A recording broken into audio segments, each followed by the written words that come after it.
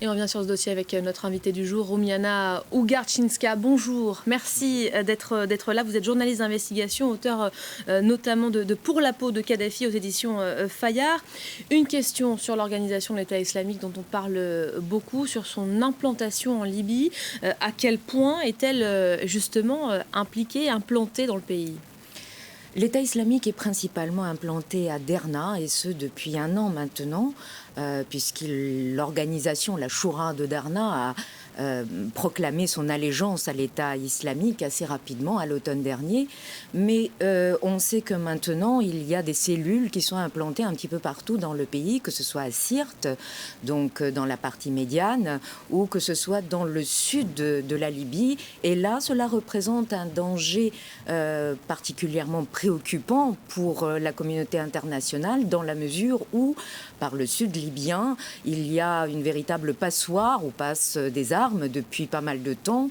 Il y a la présence de Haqqmi, Al-Qaïda au Maghreb islamique, mais également la possibilité de faire jonction avec les forces de Boko Haram. Alors il y a cette réunion du Conseil de sécurité qui va avoir lieu ce soir à la demande de l'Égypte qui réclame une intervention internationale en Libye. La communauté internationale, elle, ne semble pas vraiment très, très motivée, et pour cause. Ça changerait quoi une opération en Libye demain ?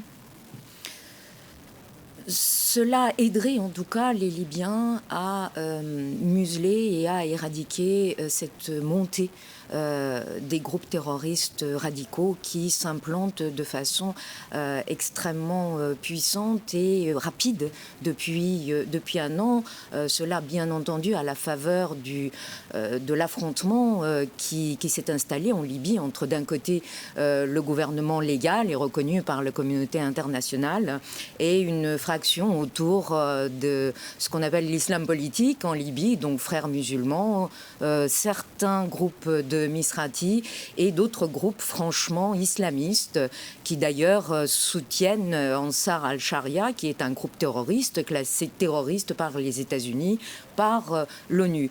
C'est très difficile de savoir quel effet ça pourrait avoir, mais dans tous les cas, les Libyens, depuis un an, font le tour des chancelleries et demandent l'aide des Occidentaux pour en découdre avec ces groupes islamistes, puisqu'ils n'y parviennent pas tout seuls, ils n'ont pas une armée suffisamment bien organisée et surtout, ils manquent de munitions.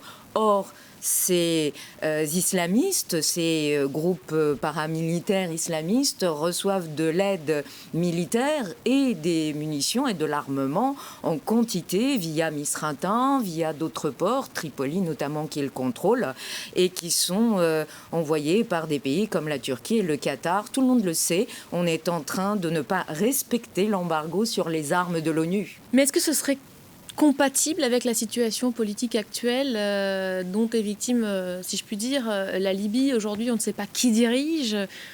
On ne sait pas très bien ce qui est compatible aujourd'hui pour la Libye. Ce qu'on sait, c'est qu'il y a un gouvernement qui est légitime, mais en même temps, la communauté internationale lui dit oui, mais il faut quand même que vous négociez avec ceux qui ne reconnaissent pas les élections légitimes. Preuve en est, les négociations qui ont été organisées par le représentant de l'ONU, M. Léon, n'ont pas réussi. Il n'a pas réussi à persuader les deux parties, puisque les deux parties ne veulent pas s'asseoir à la table des négociations. Et d'un côté, on dit il faut éradiquer les groupes terroristes. De l'autre côté, on en appelle à sauver l'esprit de la révolution. C'est inextricable, mais une chose est sûre, pendant ce temps-là, l'État islamique s'implante. Ils sont passés de 200 à 700, peut-être 1000 combattants sur place. Ils arrivent par là, ce sont des combattants venus de Syrie. Certains sont libyens, d'autres pas. Ils arrivent par la Turquie, par le port de Misratin, par avion souvent même.